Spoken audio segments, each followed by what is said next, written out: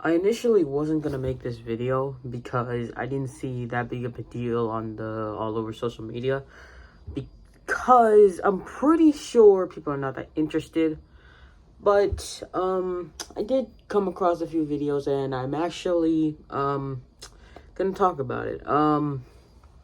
You guys read the title correctly. Wednesday season 2. It was great. It was actually very good. I to be honest, I didn't expect much from season 2 back when it was first foreshadowed, back when it was first rumored around 2023. I was like, it's probably just gonna be just like season 1. It's just normal, just cool, a little bit, maybe a little bit of tension, maybe a little bit of kenshin, maybe a little bit of suspension.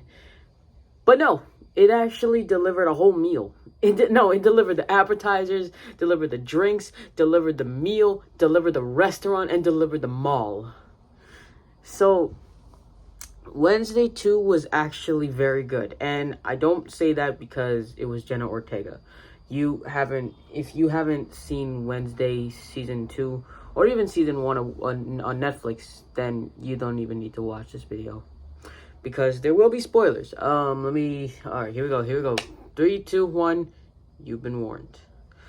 Season 2 was more so better than season 1. I usually don't like to say that the sequel is better than the debut, but it was actually good. I actually like season 2. I like it just as much as I like Wednesday season 1, if not better. And the reason why is because Wednesday season 2 had a lot more to offer.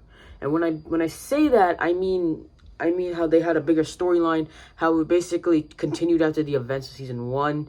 It was very good, I have to admit. It was probably one of the best shows I've seen in 2025. So here comes the spoilers. You probably want to cover your ears, ladies and gentlemen, if you guys didn't watch it. So Wednesday season 2 is basically the aftermath of what happened in Wednesday season 1. Wednesday apparently has this stalker that has been stalking her, and she doesn't know how long. She'd take pictures and send them to a random phone number on her and send them to her. She would find these random notes and stuff, and she connected them into something poetic, I think. And it was a whole new thing about ravens all over the place, and there's an avian behind it. There's a whole lot of cool stuff about it, and I'm assuming, and Tyler from season 1 is actually locked up in an asylum now, after people found out he's the Hyde. So that's one. His dad is dead. I think the avian probably killed. I'm not gonna spoil who the avian is, but okay, I don't really know how to say that, but back to the regular stuff. Okay, so apparently all that happens, right? And apparently Pugsley finds a zombie friend, which is actually his dad's enemy, something. I'm not too sure. I don't remember that much. I forgot his name. Slurp. That's what he would call him, Slurp, but I don't remember his actual name. Pugsley used to call him Slurp, but I don't remember his actual name. But it is connected to the Addams family, which is Wednesday. It is connected to her family. And, some shenanigans do happen. And then the next thing you know, Wednesday gets thrown out the window by Hyde Tyler and falls into a coma, wakes up, finds out her spirit guide is her old principal of Nevermore that was in season 1. She can only see the principal, which is her name is Principal Weems, I think. Weems is only visible in Wednesday's mind. You guys probably finding me crazy right now. So that happens. That wasn't necessarily crucial, but let me get into the stuff I do like and the stuff I don't like. The stuff I do like. Let's start off with the stuff I do like. The stuff I do like is that they sort of confidented Enid. They made her more confident and more active, and she didn't have a big role back in season 1. I don't know if she had a big role in season 1, but In season 2, she has like a more crucial role because she was more in the conflicts. That's what it comes across for me. Season 2, what I also like about season 2 is that they show Tyler again and how he's connected, how his mom is and also connected with Tide, is tied together as Hides, and apparently other stuff happens. What I also like about Wednesday season 2 is that it's very confusing. It's confusing a lot because it's not like any of your ordinary Manhunt Unabomber bullshit. This is a whole new children's. I don't even know if I should call it children's, because I don't even know if that stuff children could be able to watch. But I think only like teens or teenagers can watch that. But I don't really know. So some stuff does happen, and I'm gonna leave it like there. And I do like a lot of more stuff on Wednesday season 2, but I don't got a lot of time to explain that because I'm on a very limited time right now. Now let me get into the parts I don't like. So this first one is not necessarily the season; it's necessarily how it was played out, not the storyline. How the actual format was played out. Like, for some reason, Netflix has been doing this thing since 2025 started. They've been doing this thing. Actually, no, they've been doing it since 2024.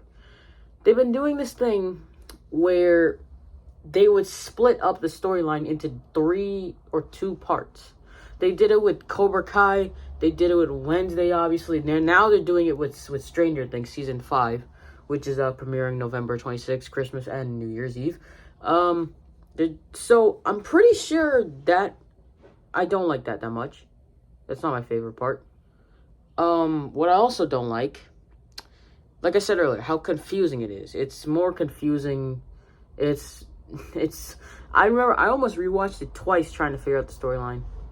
I also didn't like how like through the trailers and the stuff, I felt like when Wednesday would tear up the black ink or whatever, I felt like that was gonna be a very big crucial part to the storyline. But to reality, it did not happen at all. And another thing, this is the one I hate the most. I could fight her if I wanted to. But the one character that I hated the most out of any other characters is Agnes. Now, I hate Agnes for 3 reasons. 1, she's a straight up psychopath who keeps stalking Wednesday. 2, she's literally everywhere. Like, you literally have to smell her you have to smell her scent in order to know she's in that room with you. And 3 is that she's so insanely, I don't even know how to put this. What's the word for this? She's so insanely pointless that if you took her out the storyline, nothing would change. Nothing would change. I mean, Agnes is she's no crucial part. She's no conflict part. She's not even considered a side character. She's just a person on her own quest, basically. And that quest is obviously to freaking fry Wednesday's mind until she falls in love with her or some shit.